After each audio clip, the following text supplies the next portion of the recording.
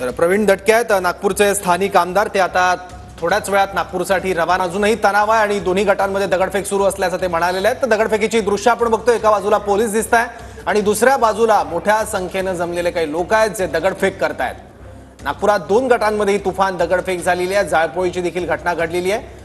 पण ही सगळी दंगलखोर लोक ही बाहेरून आलेली होती आणि मोठे मोठे दगड जे आहेत ते फेकून मारण्यात आले। बघा हे बघा, हे दगड जे आहे ते या ठिकाणी फेकून मारलेले आहे। हे बघा, हा संपूर्ण सडा तुम्हाला दिसतोय। इतके एक 1.5 किलोचे दगड या ठिकाणी मारण्यात आलेले आहे। हा संपूर्ण सडा तुम्ही या ठिकाणी बघता।